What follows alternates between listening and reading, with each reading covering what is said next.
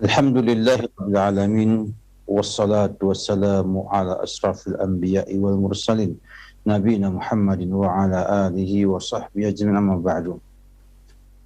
Kaum muslimin pemerhati Roja TV dan juga Roja di mana antum berada, alhamdulillah kita memuji Allah Subhanahu wa taala, bertahmid kepada Allah Subhanahu wa taala atas segala limpahan nikmat yang demikian banyaknya, nikmat kesehatan, kesempatan belajar, dan juga nikmat iman dan sunnah.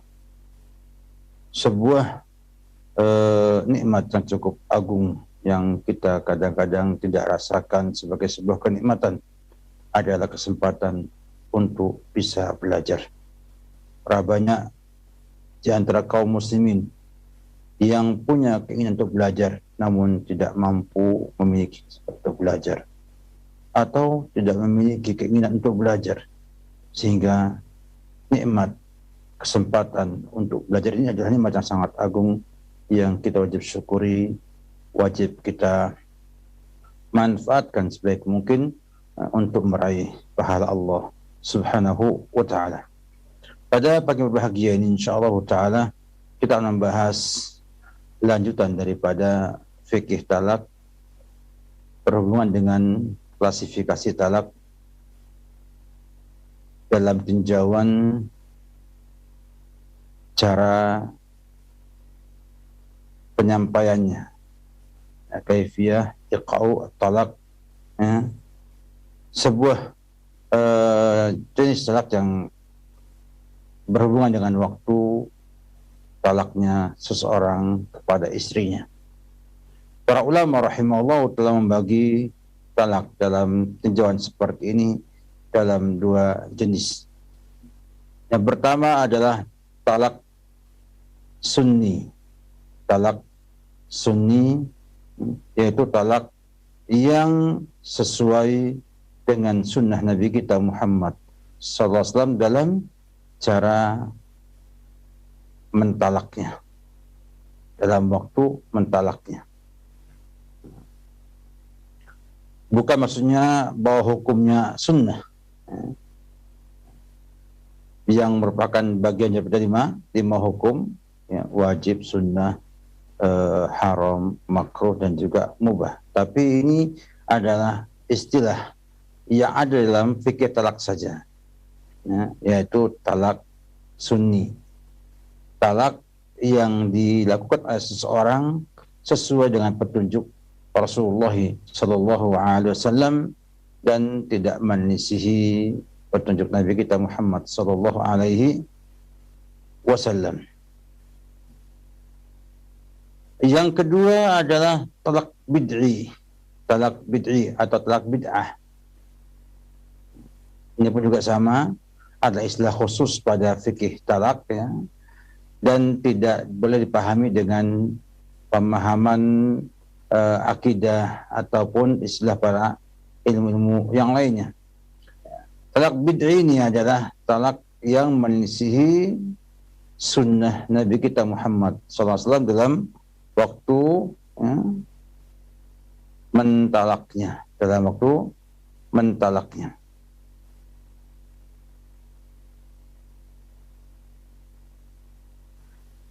Para ulama rahimahullah ta'ala menjelaskan bahwa talak sunnah atau talak sunni yang sesuai dengan petunjuk Allah dan Rasulnya, dan dilaksanakan, ya,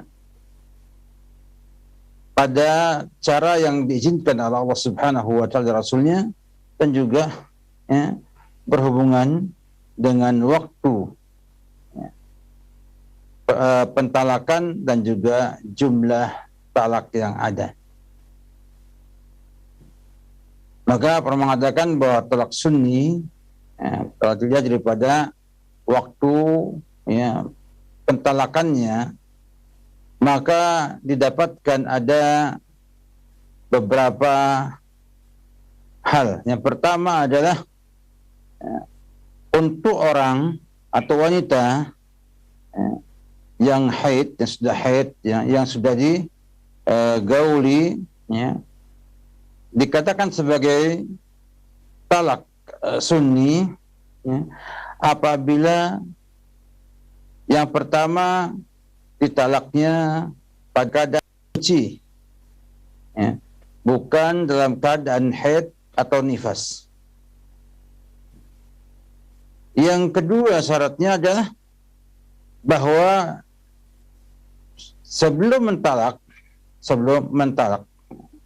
itu tidak pernah menggaulinya ketika suci tersebut. Jadi dikatakan talak itu sunni kepada wanita yang sudah menjadi istri, yang sudah digauli dan dia masih haid, ya, adalah ketika suci dan belum pernah sebelumnya digauli. Contohnya misalnya seorang wanita itu haid pada pekan lalu, kemudian bersih 2 hari yang lalu. Nah, setelah bersih ini sampai suaminya mentalak dia itu tidak pernah digauli. Maka dicerailah dia. Ini adalah bentuk talak sunni yang pertama.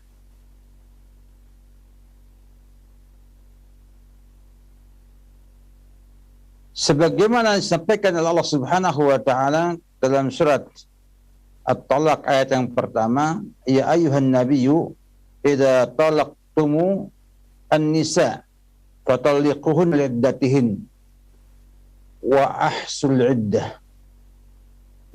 Wahai Nabi, apabila kamu mentalak istri kamu, para wanita, maka talaklah dia, ya, li'iddatin, karena iddahnya, yaitu ketika suci dan belum digauli, sebagaimana tafsirnya Abdullah bin Mas'ud yang disampaikan oleh Imam An-Nasai dalam sunannya, dan juga Abdul Razak As-San'ani dalam musannafnya, dan Ibnu Bishr dalam musannafnya, dan hukumnya hadis yang sahih. Ya. Ini adalah riwayat yang sahih.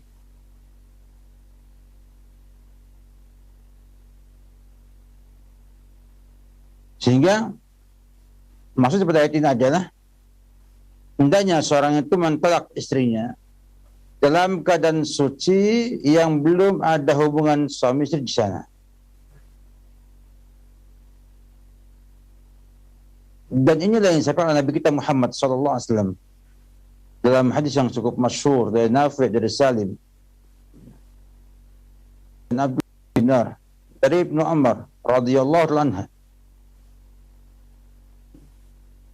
annahu talaqa imra'atahu wa hiya haid ala ahdi Nabi sallallahu alaihi wasallam.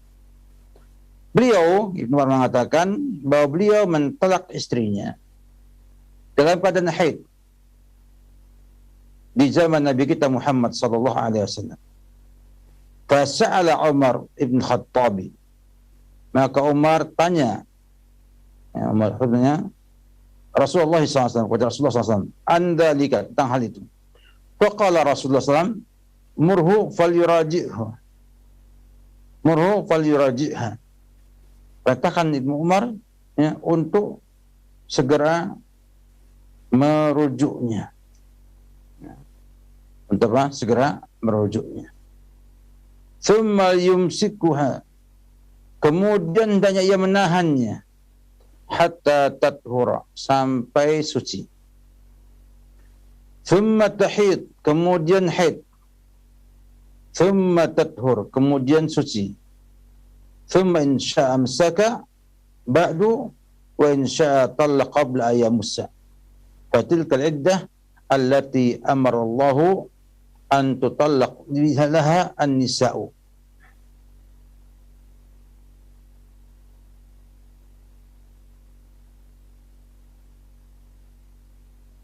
Kemudian kalau sudah suci lagi, maka bila mau dia tahan setelah itu, dan kalau dia mau talak sebelum menggaulinya. Itulah iddah yang Allah perintahkan untuk wanita ditalaknya. Itu makna fatalliquhunna li'iddatihin. Hadisnya hadis yang sahih riwayat An-Nasa'i, juga Abdurrazzaq As-San'ani, juga Ibnu Abi Syaibah. Ya. Maaf, dia ada riwayatnya muttafaqun alaih. Ya, muttafaqun alaih. Sebenarnya hadis muttafaqun alaih. Rahul Bukhari wa Muslim. Hadis yang mulia ini menunjukkan bahwa seorang itu hendaknya menunggu wanita itu suci dua kali. Yang pertama setelah haidnya dibiarkan, ya, kemudian haid lagi, suci, baru ditalak sebelum menggaulinya.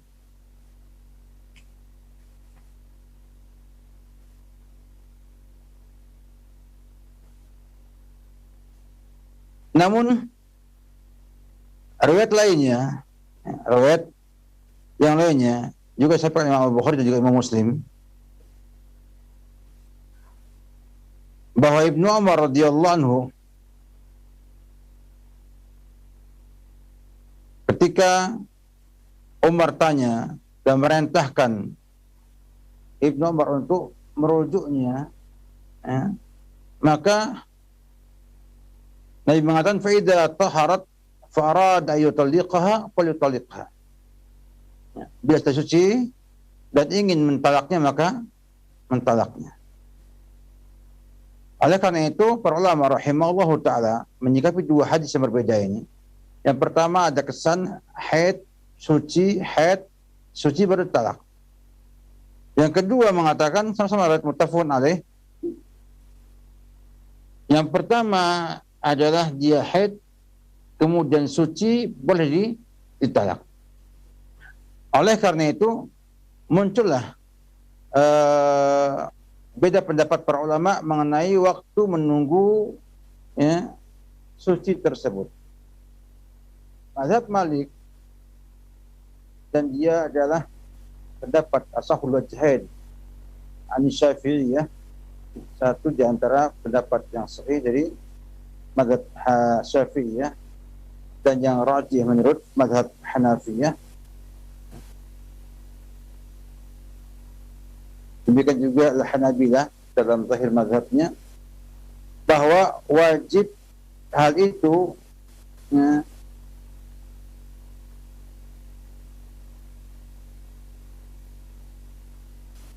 hukumnya wajib dan dilarang mentalaknya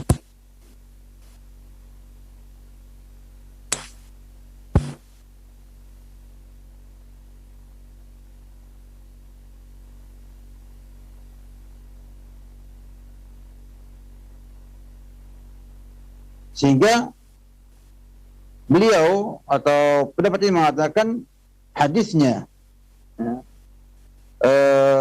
Ibnu Umar sangat jelas.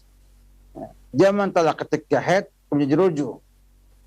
Selesai itu dia suci, dibiarkan, tidak ditalak. Sampai haid lagi baru ditalak. Itu hukumnya, katanya hukumnya adalah hukumnya wajib. Dan dilarang mentalak langsung setelah haid yang pertama.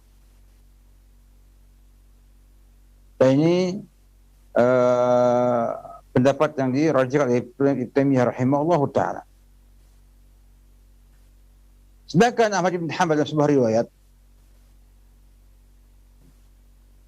dan juga Sun'an dalam sebuah salam menisbatkannya kepada Hanafiyah, Abi Hanifah, bahwa menunggu suci yang kedua hukum mustahab, tidak wajib. Dan mereka mengambil dalil riwayat yang kedua. Riwayat yang kedua.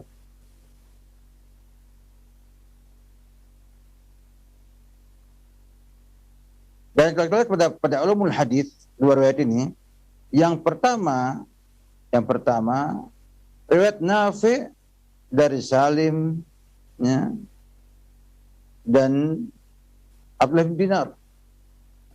Mereka ini termasuk orang yang athbatun nas fi Ibnu Umar. Namun yang kedua itu adalah riwayat aksar, paling banyak riwayatnya. Artinya banyak riwayat daripada para ulama ya dengan lafaz yang kedua. Sehingga susah untuk ditarjih kedua-duanya. Sehingga walam bisawab, kalau kita ingin menjamanya sebagaimana sampaikan Ibnu Qudamah dalam kitabnya Al-Mughni, berusaha untuk mengkompromikan keduanya dengan mengatakan bahwa rujuknya itu hukumnya wajib dan wajib juga menunggu sampai suci. Lalu ketika suci disunahkan untuk menahannya sampai haid yang kedua. Kemudian suci baru diceraikan.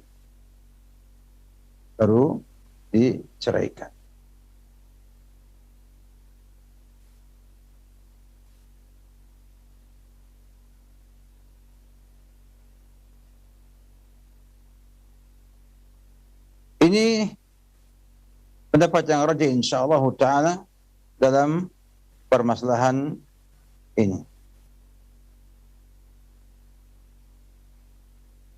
Keadaan yang kedua adalah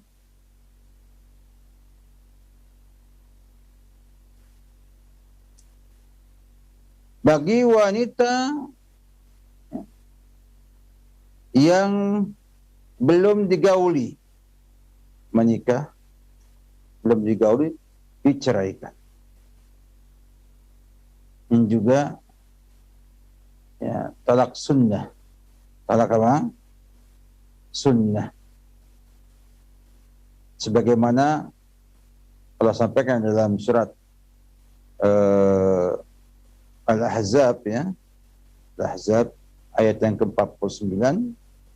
Ya ayyuhalladzina amanu idza nakahtumul mu'minat thumma talaqtumuhunna min qabli an tamassuhunna fama lakum 'alaihinna min iddatin ta'taddunaha. Sekali wahai kaum mukminin, jika kalian menikahi para wanita mukminat kemudian mentalak mereka sebelum kalian gauli, maka kalian tidak memiliki iddah atas mereka. Menunjukkan bahwa Allah menyetujui, tidak melarang, bahkan mereka petunjuk bahwa itu diperbolehkan, hanya hukumnya tidak ada iddah di sana. Yang ketiga, ya khanfillah, bagi wanita yang tidak lagi haid, yang belum haid atau tidak haid, baik dia itu karena masih kecil, nikah dini, sebelum haid sudah menikah. Ini banyak di kalangan orang-orang tua terdahulu ya, yang menikah di usia 12 tahun, 13 tahun, sebagiannya menikah dapat sepekan baru haid. Nah, sebagiannya lagi beberapa bulan baru haid ya. Atau karena dia tua, sudah tua usianya, atau menopause, sudah tidak lagi haid. Ini pun termasuk talak sunnah. Sehingga boleh seorang suami mentalak kapanpun juga, baik dia pernah gauli ataupun tidak digaulinya ketika itu ya. Kenapa? Karena mereka ini tidak bisa hamil, tidak bisa apa? Hamil ya. Dan iddahnya hanya 3 bulan. Ada haidnya maka 3 bulan. Oleh karena itu, ya Allah Subhanahu wa taala menyampaikan dalam surat At-Talaq ayat yang ke-4 ya. Wallahi ya'isna minal mahid min nisaikum in irtabtum fa'iddatuhunna 3 ashhur wallat lam yahidna. Dan orang yang sudah ya'isna minal mahid, yang sudah berhenti dari dari haid, dari para istri kalian. Jika kalian ragu, maka iddahnya 3 bulan, dan orang-orang yang belum haid. Menunjukkan bahwa haidnya tidak dengan quru, tapi dengan bulan. Dengan bulan secara tanggalan hijriyah. Sini berarti menunjukkan bahwa boleh ya seorang menceraikan istrinya tidak haid atau belum haid atau sudah tidak lagi haid, ya, kapanpun juga waktunya. Dan dia termasuk talak sunnah. Dan yang keempat adalah mentalak wanita yang sedang hamil. Ya, sedang hamil itu diperbolehkan, dan itu sesuai dengan petunjuk Allah dan Rasulnya, sehingga dinamakan talak sunnah. Talak sunnah.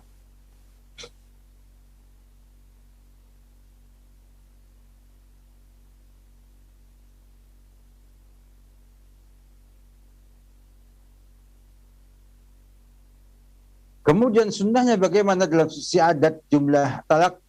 Yang sunnah adalah mentalaknya talak 1. Dan tidak menambahnya ya, pada masa-masa iddah.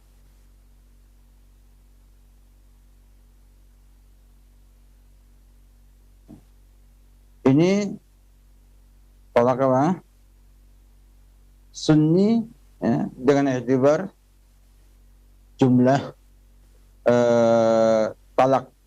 Sehingga yang sunnah adalah mentalaknya, kemudian merujuknya ketika masa iddah, kemudian mentalaknya lagi sesuai dengan waktu yang sunnah, baru kemudian merujuk lagi, baru mentalak yang ketiga. Bukan talak dengan apa? Dengan cara mentalak, kemudian dapat sepekan lagi, talak lagi, ya, dan seterusnya. Ini talak yang tidak sesuai dengan petunjuk Rasulullah Sallallahu Alaihi Wasallam.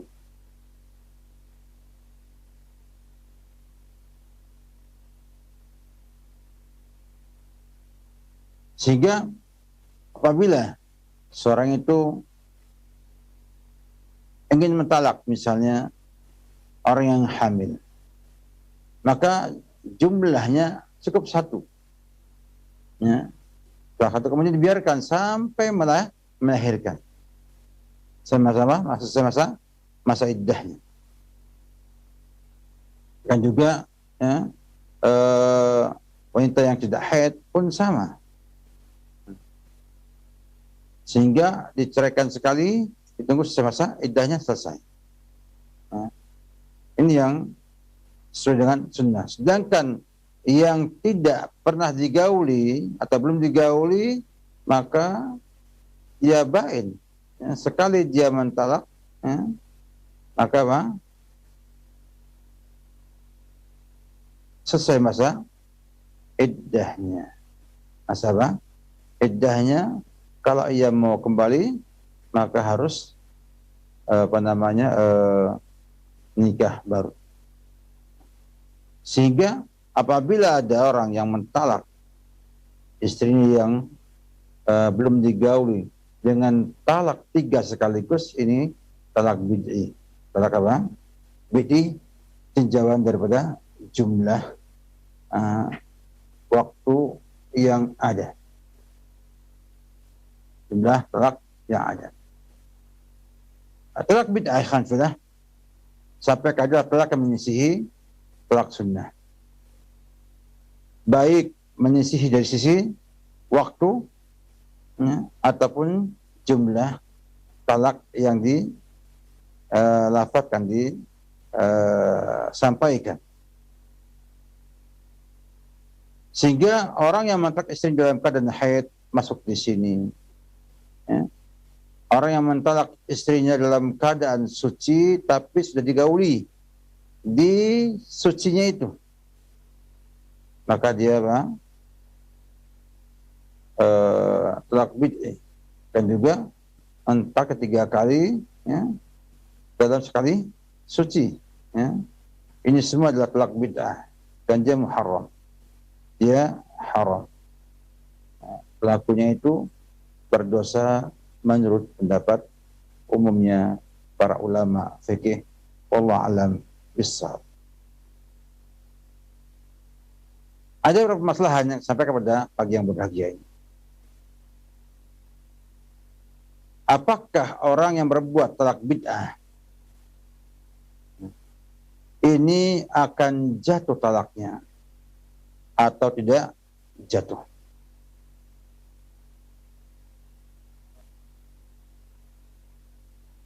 Misalnya, apakah orang yang mentalak istri dalam keadaan haid itu jatuh talaknya atau tidak jatuh talaknya? Pertama, ada beda pendapat dalam hal ini. Setelah sepakat bahwa ini orangnya berdosa. Yang pertama mengatakan bahwa talaknya itu jatuh dan dihitung talak satu. Inilah pendapat umumnya para ahli ilmi, jumhur ulama, termasuk Imam 4, ya. Imam 4, mazhab Malikiyah, Syafi'iyah, Hanafiyah dan juga Hanabilah. Dalilnya adalah hadisnya Ibnu Umar yang mengatakan murhu falyuraji'. Artinya ya, bahwa Nabi perintahkan dia untuk murojaah, untuk rujuk, falyuraji'. Dan rujuk tidak akan terjadi kalau tidak sah talaknya. Artinya apabila talak yang tak jatuh, maka tidak ada rujuk. Ya. Sampai pada yang lalu bahwa rujuk itu di antara syaratnya adalah bahwa wanita itu pernah ditalak dengan apa? Talak yang sah. Dan ini ya, Nabi murhu, perintahkanlah kepada Ibnu Umar, falyuraji'ha, hendaknya dia merujuk wanita tersebut. Menunjukkan bahwa talaknya Ibnu Umar itu jatuh talak satu dan dihitung sebagai talak satu atau sebuah talak.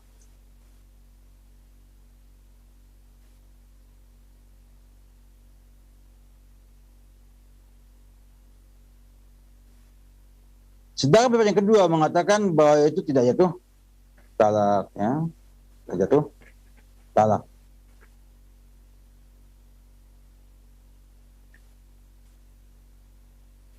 Ini adalah pendapat sebagian para ulama, dan antaranya Daud Al-Zahiri, dan ini pendapat yang marjuh wallahu alam bissawab. Kemudian apakah wajib ya, untuk merujuknya pada orang yang mentalak dengan talak bid'ah ini?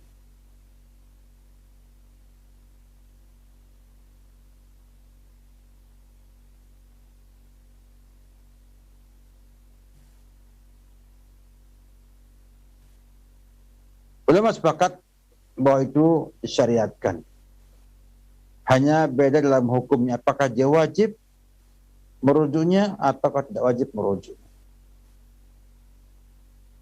Abu Hanifah dan Imam Syafi'i rahimahullah ta'ala, juga Imam Al-Auza'i dan Imam Ahmad dalam riwayat yang masyhur dari beliau bahwa hukumnya itu adalah mustahab. Artinya tidak wajib merujuknya. Namun Imam Malik rahimahullahu ta'ala menyampaikan bahwa hukumnya wajib dan dipaksa untuk merujuk wanita tersebut. Inilah pendapat yang lebih sahih dalam madhab Abu Hanifah dan juga pendapat mazhab Zahiriyah Daud Al-Zahiri, dan dia insya Allah yang rajih, ya, karena jelas sekali bahwa Nabi katakan murhu falyuraji'ha, murhu falyuraji'ha. Demikian juga kalau kita melihat kepada Nabi kemudian mengatakan kalau kamu ingin menceraikannya, maka tunggu sampai selesai haidnya, kemudian ceraikanlah dia sebelum digauli. Menunjukkan bahwa ini adalah yang wajib, ya, sehingga wajib untuk murajaah atau untuk rujuk pada istri yang talak pada keadaan haid.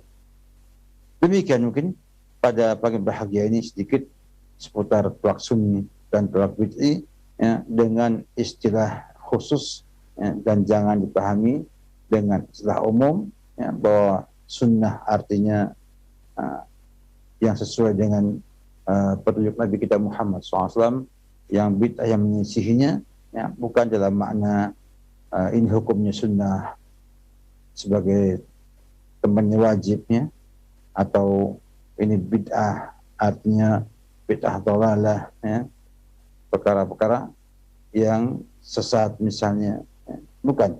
Ini adalah istilah di mana ulama mengatakan ada talak yang sunni, ada talak yang bid'i. Apa konsekuensi yang muncul adalah kalau kita berbuat talak bid'i, kita berdosa, ya, karena melanggar petunjuk Nabi kita Muhammad SAW. Walaupun tetap jatuh talaknya dan diwajibkan untuk merujuk perempuan yang ditalak tersebut. Wallahu a'lam bishawab. Sallallahu Muhammad wa ala alihi wa sahbihi wasallam.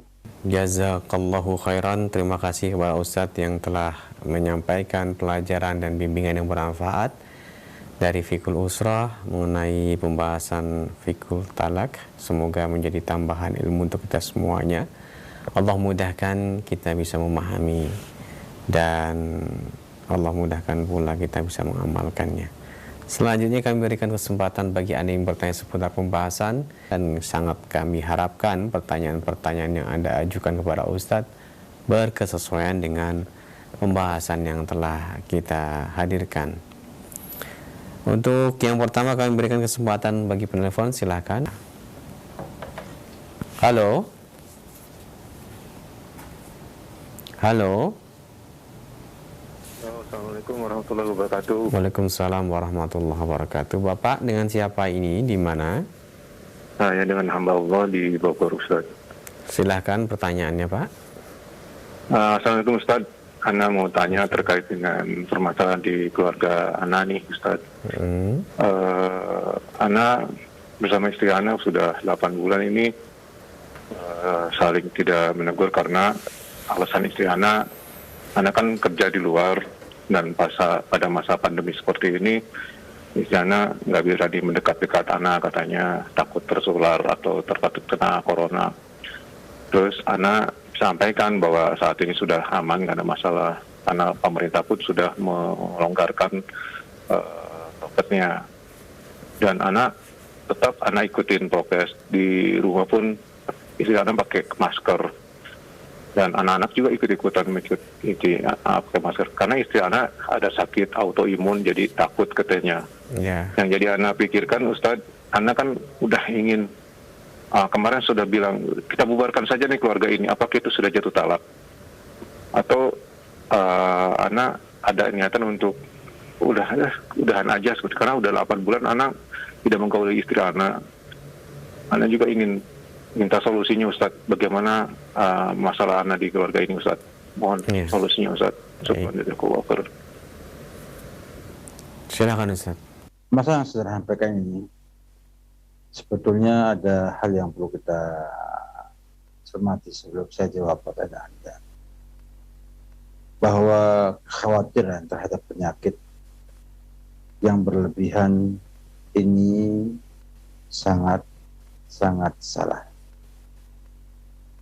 Memang untuk kategori pemerintah yang memang memikirkan masyarakat yang demikian luas, demikian banyak, maka kehati-hatian dan mengambil proteksi yang terbaik dan terketat itu merupakan perkara yang bagus, ya, untuk supaya menyelamatkan masyarakatnya walaupun sedikit.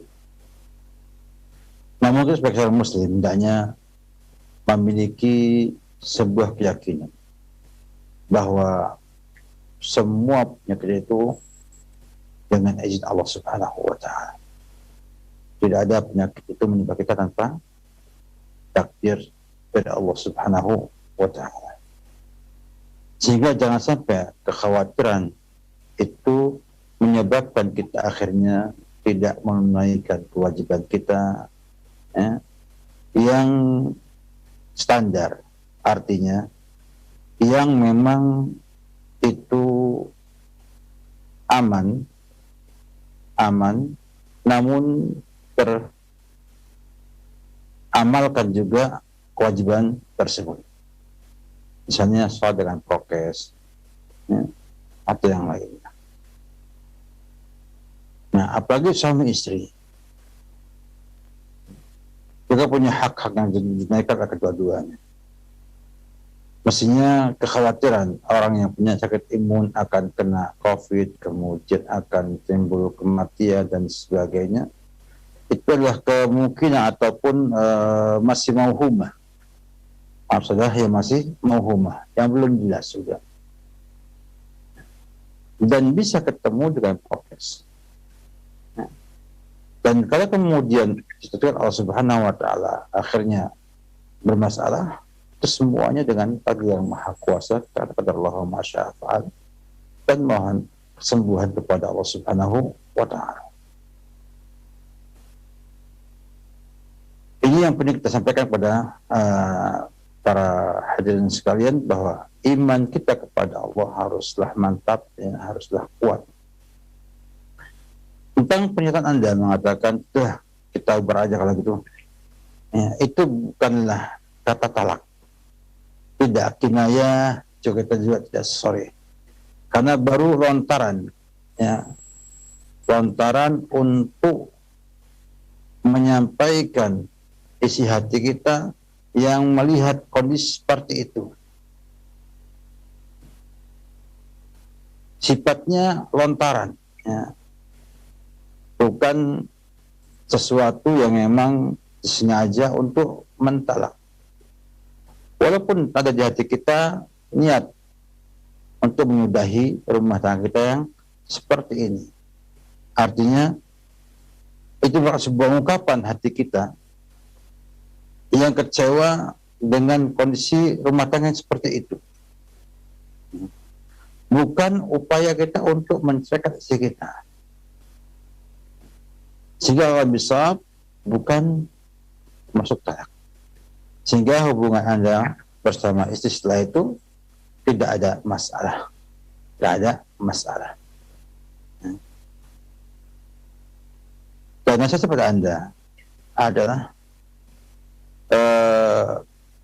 ajaklah istri untuk memahami konsep akidah yang benar dalam Islam, supaya nanti bagi yang sudah kena penyakit autoimun dan sebagainya yang memang sampai hari ini katanya ada obatnya, ya, hendaknya perkuat iman kita kepada Allah Subhanahu wa Ta'ala, sehingga nanti bisa husnuzon dengan Allah Subhanahu wa Ta'ala ketika sakit, dan tidak putus asa ketika itu berlanjut sakitnya, ya, lama. Bahkan itu bisa menjadi sumber pahala kita, ya, yang bersabar dan terus semakin dekat dengan Allah dengan dorongan sakit tersebut. Ada banyak jadi kita yang nggak bisa dekat dengan Allah tanpa ada dorongan seperti itu. Jadi jadikan sebagai sebuah upaya kita untuk memperbaiki iman kita, memperbaiki ketakwaan kita kepada Allah Subhanahu wa Ta'ala. Dan kesabaran Anda, setelah ini akan berbuah pahala bila Anda lakukan dengan ikhlas karena Allah Subhanahu wa Ta'ala. Allah a'lam bishawab. Waalaikumsalam Jazakallahu khairan. Terima kasih kepada Ustadz yang telah memberikan nasihat dan jawaban yang bermanfaat kepada penanya khususnya, serta kita semuanya kesempatan pagi hari ini. Selanjutnya kami berikan kesempatan kembali, silahkan. Kami akan bacakan dari pesan singkat pertanyaan telah masuk.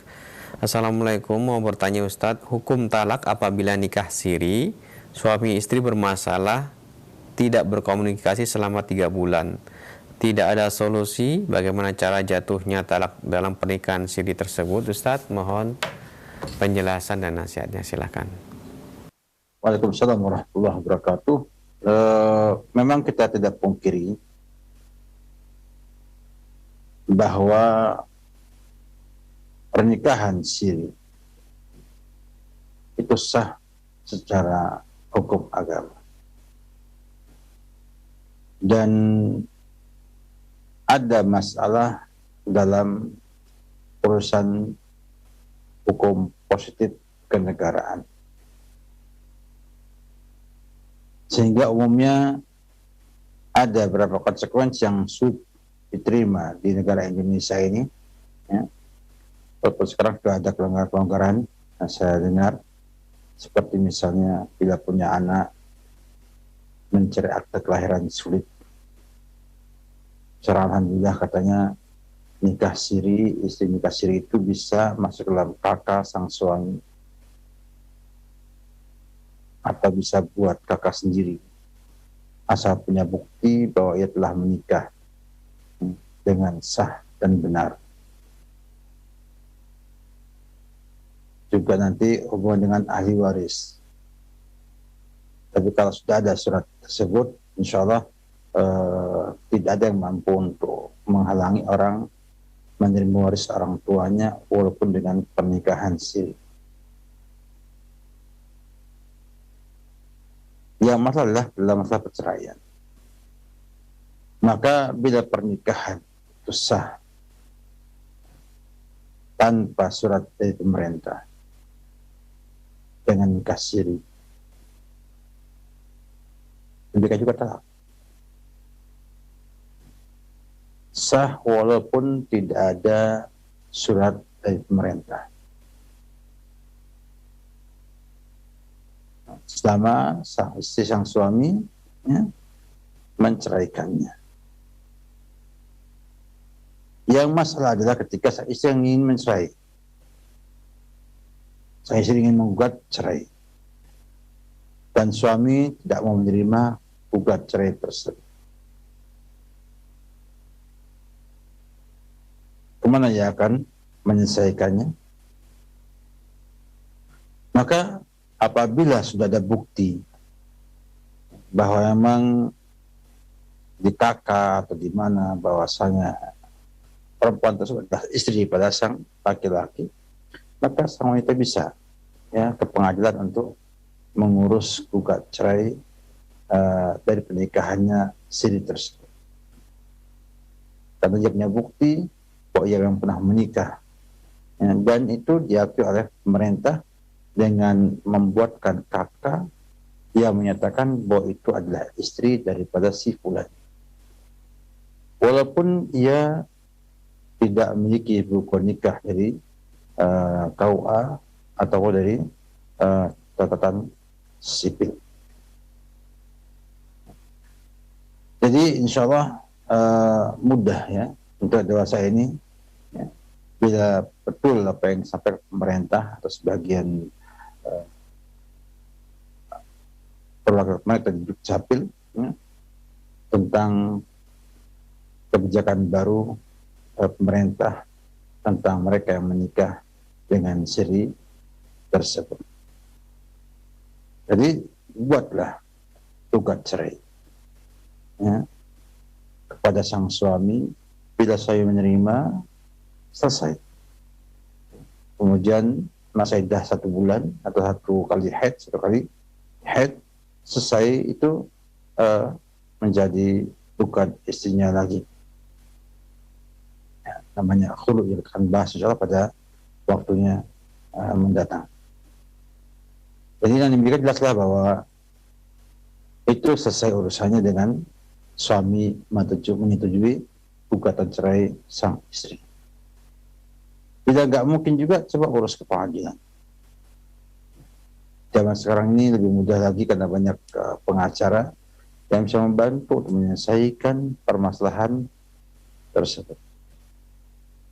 Sehingga dapatkan sebuah putusan dari pengadilan bahwa Anda dinyatakan bukan lagi istri sang suami atau telah cerai dengan cerai yang sah ya, dengan peradilan agama.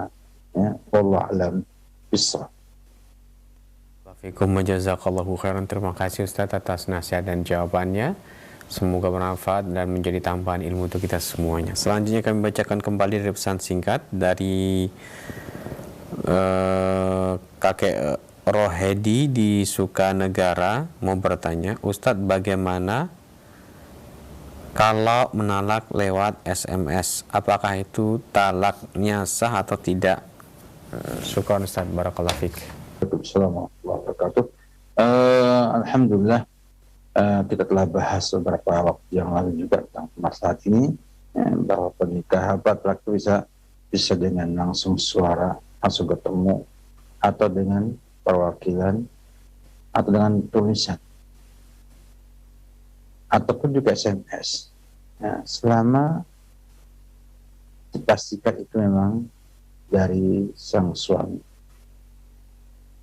Saat ada di sana kelemahan, bisa jadi HP diambil oleh orang, atau dipinjam oleh kawannya kirim SMS ke istri pemilik HP itu, dan untuk mengatakan bahwa dia telah menceraikan sang istri. Maka untuk amannya, ya, sang istri telepon ataupun menyampaikan kepada sang suami apakah betul itu ekspresi dari kamu. Ya. Kalau yang betul dari dia, ya, maka jatuh talak dalam hal ini. Wallahu a'lam bishawab. Baik Ustaz, barakallahu fikum wa jazakallahu khairan. Pertanyaan selanjutnya kami bacakan di pesan singkat. Assalamualaikum Ustaz, dari hamba Allah yang bertanya, Bismillah Ustaz, apakah sah talak dengan perkataan pergi sana dari rumah ini? Apakah ini termasuk perkataan talak atau tidak Ustaz? Silakan. Pada asalnya itu bukan termasuk lafaz talak. Bahkan itu cuma mengusir saja. Ya. Pergi kamu, hanya mengusir saja. Dan bukan lafaz talak. Bahkan di Indonesia pun tidak ada yang menggunakan kata pergi itu untuk maksudnya mentalak. Kecuali bila ada sana uruf ataupun adat di daerahnya memang itu digunakan untuk menceraikan istrinya. Maka dia bisa dalam lafaz kinayah. Lafaz kinayah. Tapi ya, ini secara umum bahwa kalimat pergi bukanlah untuk perceraian. Secara umum. Ya, makanya pada kita sampaikan tentang lafaz talak sharih dan kinayah, sampaikan bahwa ini semua berbeda-beda sesuai dengan daerah, zaman, dan juga adat yang berlaku di daerah itu. Masyarakat itu apakah menggunakan kata pergi itu juga untuk menyatakan talak atau tidak? Dan sepengetahuan saya tidak digunakan untuk mentalak, hanya digunakan untuk mengusir orang dari rumahnya. Baik istrinya, anaknya, bapaknya, boleh menggunakan kata pergi untuk mengusir orang lain dari rumahnya. Wallahu a'lam bishawab. Barakallahu fikum, terima kasih atas jawabannya. Selanjutnya kami berikan kesempatan kembali bagi Anda yang sudah bersiap dan memiliki pertanyaan atau permasalahan seputar keluarga, bisa menghubungi kami via telepon. Halo. Halo, Assalamualaikum. Waalaikumsalam warahmatullahi wabarakatuh. Ibu, dengan siapa ini, di mana? Saya dengan Umur Raihan. Ya, silakan pertanyaannya Ibu, langsung saja. Ustadz, saya mau tanya, apa hukumnya ketika dalam poligami suami itu sering mengumpulkan istrinya di rumah istri pertama. Kebetulan suami ada istri pertama dan istri kedua. Ya. Kemudian saya setiap kali ketemu dengan istri pertama itu selalu bermasalah. Akhirnya meruncing dan saya bilang ke suami bahwa saya sudah tidak mau lagi untuk berkunjung ke rumah istri pertama. Tetapi suami tetap berpikir bahwa itu satu-satunya jalan silaturahmi agar kami tetap rukun. Nah, pertanyaan saya, Ustadz, apakah saya salah bila saya menolak untuk sering berkunjung ke rumah istri pertamanya? Sudah, cukup itu saja ya pertanyaannya, Ibu. Saya pertanyaan satu lagi, Ustadz. Cukup, Ibu. Bisa kami berikan kesempatan kepada yang lainnya untuk masuk dan bertanya. Silakan, Ustadz, fadal. Oke. Sikap suami yang berupaya untuk menyambung hubungan antara si pertama dan yang kedua cukup bagus. Dan alangkah bagusnya apabila bergantian. Artinya pas dia di jadwal di siang pertama bisa mengundang yang kedua untuk duduk ngobrol bertiga atau untuk nasihat keduanya. Dan mungkin juga pas dia ada di yang kedua, yang pertama ngalah untuk juga datang ke yang kedua. Sehingga tidak ada kesan bahwa yang pertama itu harus dikunjungi, yang kedua tidak harus dikunjungi. Dan saling mengunjungi ini sangat bagus apabila diniatkan karena Allah Subhanahu wa Ta'ala. Oleh karena itu, memang di sana ada hal yang sensitif pada wanita yang dimadu, ya. Yang pertama mungkin merasa ada saingannya, itu tabiat manusia. Manusia punya tabiat, ya, bersaing dalam hal ini. Wanita pun demikian juga bersaing dengan madunya untuk mendapatkan yang terbaik dari suaminya. Dan ini terjadi bukan hanya pada diri ibu, diri para ummahat, tapi juga pada ummahatul mukminin, ibu-ibu kita semua, ibunya kaum mukminin, yaitu para istri Nabi kita Muhammad SAW. Dan mereka biasa kumpul di sebuah rumah, ya, besok gantian di rumah yang lainnya, kecuali malam hari. Malam hari Nabi kita memaksuskan untuk yang dapat jadwal mabit. Itu bagus sekali. Apa yang cukup bagus, yang mestinya ibu mendukung suami itu untuk berbuat demikian, tapi dengan sebuah ketentuan. Tentunya sebaiknya juga pertama, keduanya kedua. Untuk melihat bahwa saudarinya itu, ya, apakah bahagia bersama suami, ya, ataukah tidak bahagia bersama suami.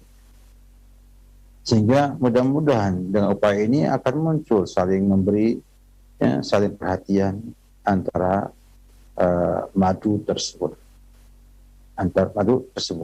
Ya, ini sangat bagus sekali.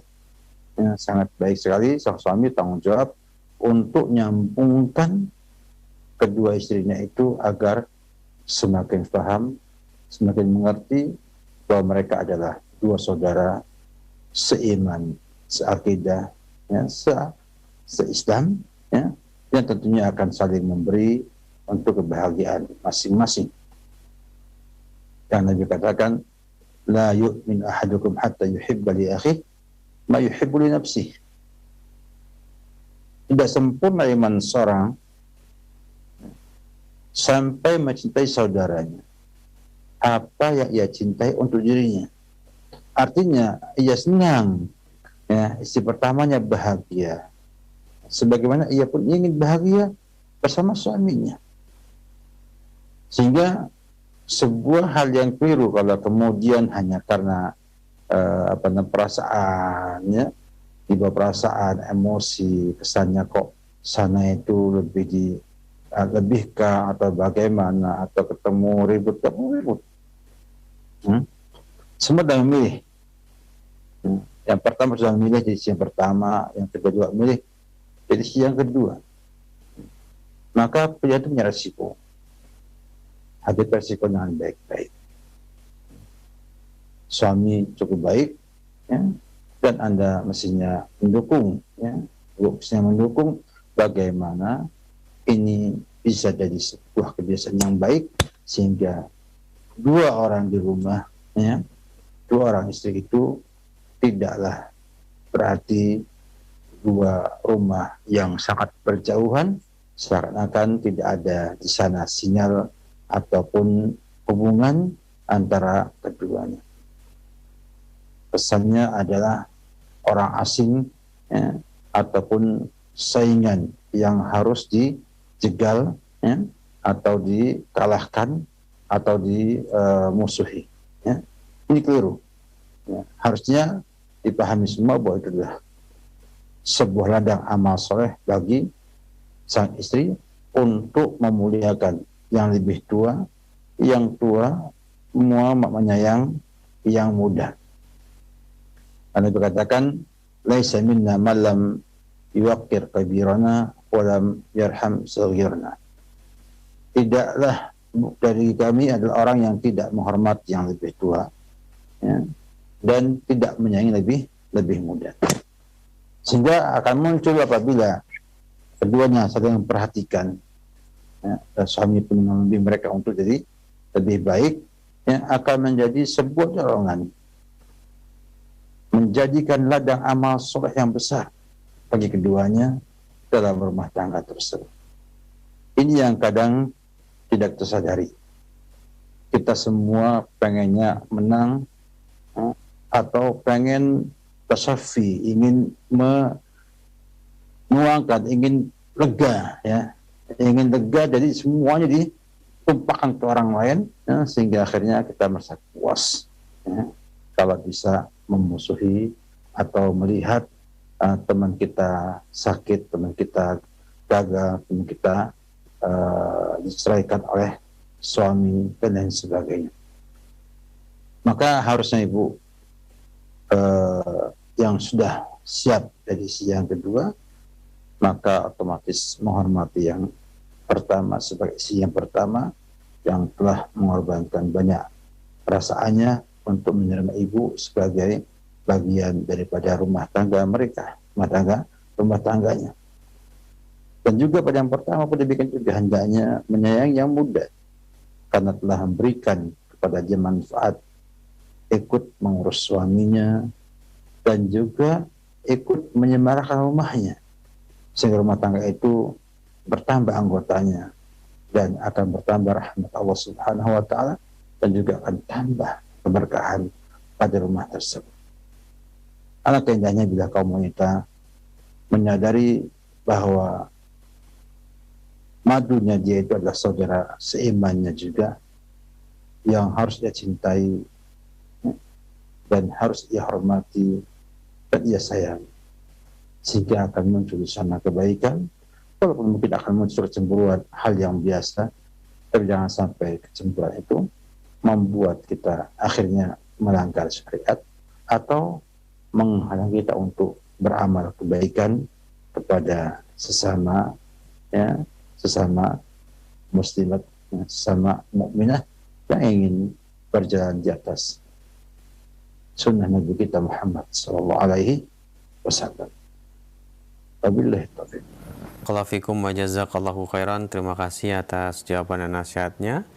Selanjutnya kami akan bacakan kembali dari pesan singkat yang telah masuk di kesempatan kali ini. Dan ini nampaknya pertanyaan terakhir di pertemuan kita, Ustaz, sebelum kami akhiri. Membacakan pertanyaan. Assalamualaikum warahmatullahi wabarakatuh, dari hamba Allah. Ustaz, masalah pernikahan saya punya dua anak laki-laki menikah dengan anak dari keluarga lain, kakak adik. Anak saya si Nabang menikah dengan adik dan si adik menikah dengan kakak. Bagaimana cara hukum Islamnya, bagaimana Ustaz? Barakallahu fikum. Kakak adik tidak ada hubungan darah dengan kami. Silakan.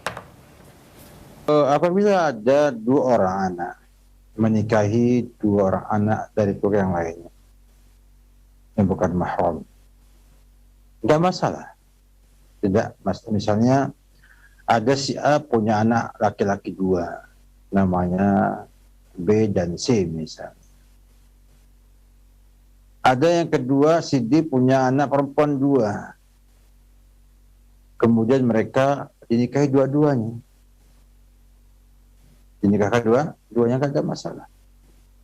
Sebab ya, kedua-duanya ini tidak ada hubungan mahram sama sekali. Baik secara pernikahan maupun secara nasab ataupun secara radha'ah, persusuan. Misal si A nikah dengan si E, putrinya si D.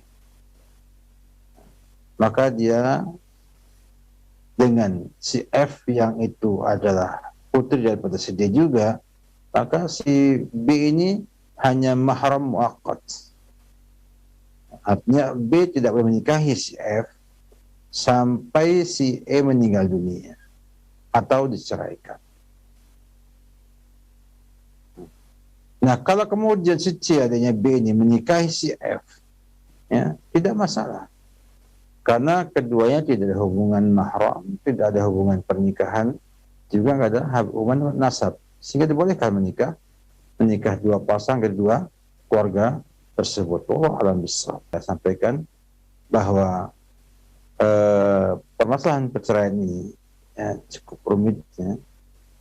Cukup rumit dikala banyak kaum muslimin yang tidak mengetahui hukum-hukumnya, bahkan kadang-kadang terserampangan, sehingga karena nggak paham konsekuensi daripada sebuah perceraian, akhirnya banyak sekali ya masalah perceraian yang memusingkan kepala orang yang mengurusinya. Bahkan juga pelakunya juga pusing, ya, karena sudah jatuh talak 3, ya, padahal mereka masih berhubungan suami istri. Mau pisah masih sayang, masih cinta, mau nggak pisah melanggar syariat. Ini yang membuat kita harus berpikir ulang, mempelajari permasalahan perceraian ini dengan detail agar supaya jangan sampai kita terjerumus dalam hal-hal tidak baik berkenaan dengan pernikahan dan perceraian dalam sebuah rumah tangga. Demikian juga pentingnya kita mengenal ini adalah jangan sampai kita menganggap sudah cerai padahal belum, atau sebaliknya menganggap belum cerai padahal sudah cerai, sehingga berakibat kita itu melanggar syariat dengan sebab tidak tahunya kita dalam masalah ini. Akhirnya kami mengajak kaum muslimin seluruhnya, warati roja dan yang lainnya, untuk terus belajar dan belajar tentang syariat Islam ini dengan sebaik-baiknya, karena di antara syarat-syarat diterima amal adalah akhlasuha wa aswabuha, yang paling ikhlas dan paling benar. Artinya yang ikhlas dilakukannya dan sesuai dengan petunjuk Rasulullah SAW. Maka mari kita belajar lagi, mari kita sambung ya, informasi ya, untuk bisa mengerti kondisi yang sebenarnya dan mengerti hukum yang sebenarnya untuk dilaksanakan dengan benar dan tepat dalam kehidupan kita sehari-hari. Syukur dan ucapan jazakumullah khairan kepada teman-teman Zurjat TV dan juga di studio mini Al-Ukhuwah Sukoharjo atas segala perhatiannya, kesungguhan, bantuan dan yang lainnya. Semoga Allah Subhanahu wa taala berkati semua dan menjadi sebagai amal soleh pemberat kebaikan antum di akhirat nanti. Juga syukur dan juga sahabat jazakumullah kami sampaikan kepada para pemirsa yang aktif ataupun pasif atas semua perhatian dan juga partisipasinya. Semoga Allah Subhanahu membalas antum yang banyak, dan juga yang tidak kalah besar juga kita ucapkan syukur juga kepada teman-teman para donatur yang telah memberikan bantuannya kepada Studio Raja ataupun studio ini Al-Ikhwah atas semua donasinya, semua dukungannya, semua sasarannya. Semoga Allah Subhanahu wa taala memberkahi kita semua dalam kehidupan dunia ini. Demikian, mohon maaf atas kekurangannya ada. Wabillahi taufiq. Salam Muhammad wa ala alihi wa sahbihi wa sallam wa alhamdulillahi rabbil alamin.